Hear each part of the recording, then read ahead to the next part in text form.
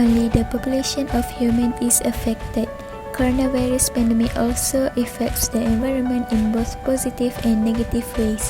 One of the coronavirus pandemic impact on the environment are carbon emission. So, basically, what is carbon emission? Carbon emission is the release of carbon into the atmosphere. To talk about carbon emission is simply to talk about greenhouse gas emission, which is the main contributor to climate change.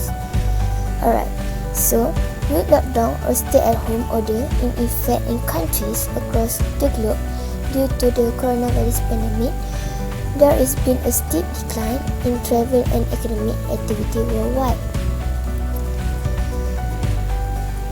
Traffic congestion in major cities fell dramatically as a result.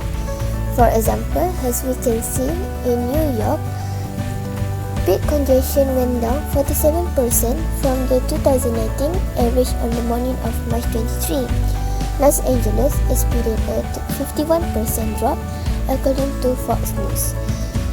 With the less traffic come less pollutant like carbon monoxide.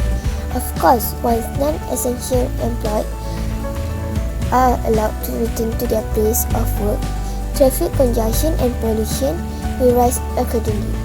Will there be any lasting effect on the environment? One clue from Wuhan, China, where the outbreak began in the late 2018. Traffic is still down 50% as of late March, even as restriction has been lifted and employers have returned to their job. Next, let's proceed to air travel. Air travel has also taken a major hit thanks to the order to shelter in place, and greenhouse gases will predictably decline too. Airplane emission of carbon dioxide reached over 900 million tons in 2018 and projected triple by 2050, according to United Nations Aviation Body. The issue is that even as airlines are becoming more fuel efficient, the increase in demand was projected to outweigh this gain, and yet suddenly demand has dropped drastically. In the first 3 months of 2020, 67 million fewer passengers flew in Europe compared to the year before, said Airport Council International. In the US, domestic air traffic fell about 40% according to NPR. Third cancellation has been greater worldwide than in the US, nor has state instituted domestic air travel restriction. Still, while this trend will cut greenhouse gas emission from air travel, the result has been mass layoff and voluntary unpaid leave. Next, let's look at the coronavirus pandemic impact on waste. In medical waste perspective, the huge demand for disposable medical products such as single-use gloves, surgical masks, and empty intravenous bags in the wake of the pandemic has created a deluge of medical waste.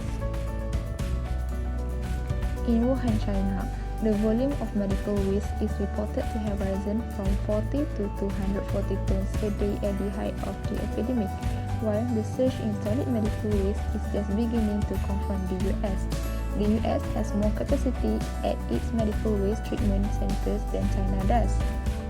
The public has also been using and disposing of this mess as the response to the coronavirus pandemic.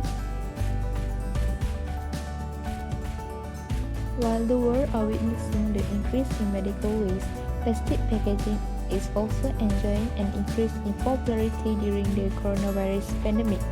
In Italy, consumer spend on packaged mandarins rose over 111% in the week ending on March 8 versus the same period in 2019. This is despite the fact there's been no evidence that either food or food packaging can transmit COVID-19. However, in the US, reusable bags have been banned in New Hampshire, Illinois, and Massachusetts. Republicans are also lobbying Washington, New York, and New Jersey to ban or delay their respective plastic bag bans. Why is this happening? It is because the argument is that reusable bags are more likely to carry the coronavirus, while research has found the coronavirus can live for 72 hours on plastic, while clothes wasn't tested. The world has already in a peak of environmental issue, with the fact of about 165 billion packages are shipped in many countries each year, with the cardboard use roughly equating to more than 1 billion trees. Now, with the public afraid to leave the house or under strict shelter-in-place rules, there has been surge in demand for only which make more deforestation happen. In fact, the United Nations predicts that there will be more plastic in the ocean by 2050. The coronavirus pandemic will undoubtedly accelerate this trend, while contributing to other problems such as clogging drainage systems, litter, and releasing pollutants when burned. Virus pandemic began, an idea began circulating online that the Earth is regenerating itself. Supposed sightings of wildlife roaming free in urban areas gained tens of thousands of likes and shares. Some of these reports proved to be true, and others, picked up by the likes of The Guardian and the Japan Sun, were false. In Nara, Japan, cicada deer wandered through city streets and subway stations because the tourists who normally fed them in city parks have disappeared. Indian social media went wild about footage of a stag scampering through Dehradun, the capital of the northern state of Uttarakhand. A puma turned up in the center of the Kenyan capital, Santiago, which is under curfew. Neither of these accounts have been disproven. Other accounts overlook the fact that these animals were already regular visitors to these areas. Wild boar have long descended the hills around Barcelona to look for food and antagonize people. Gangs of boy kids have long been a regular sight in Oakland, California. Probably the most famous story was the viral social media post reporting that dolphins and swans had returned to Venice canals. The news have been confirmed fake by National Geographic. The dolphins were filmed outside Venice, and swans are actually regular visitors to the canals. The popularity of these animal stories shows the need to find meaning in this devastating global pandemic, and that there is a purpose behind the thousands of deaths. Not to mention that emotions are running high, and happy animal footage can feel like the perfect antidote to stress. So here the explanation about impact of coronavirus pandemic to energy. For broadband demand, the Internet Exchange in Frankfurt set a new world record for data throughput on 10 March that resulting in more energy usage. At more than 9.1 terabits per second, a new sound barrier has been broken thanks to more people streaming video and searching for information on coronavirus. Italy had a roughly 70% increase in broadband demand, and France had 30% increase, while in South Korea, online gaming activity jumped into 30% between 5 March to 12 March, while streaming of content from anime sites has doubled. So this graph shows the increasing in internet traffic from few countries during lockdown. Not everyone agrees that streaming is so energy intensive. Experts argue that streaming content is largely hosted locally and doesn't take much energy to retrieve. On the other hand, big data and algorithms like those used to display different products to different online shoppers eat up much more computational energy via huge data centers.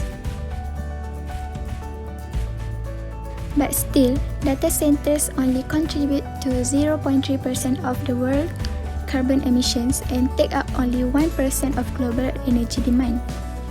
In the broad scheme of things, an increase in both streaming and big data won't have as big an impact as other factors like a rapid rise in medical waste.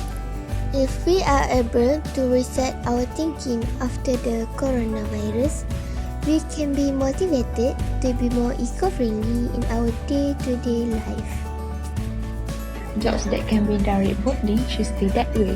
For example, to minimize the use of cars and public transport, people will have learned to be more resourceful and less wasteful during this time, shopping more sustainably out of necessity. We can try to look on the positive side after the coronavirus and carry our newfound zero waste habits into the future.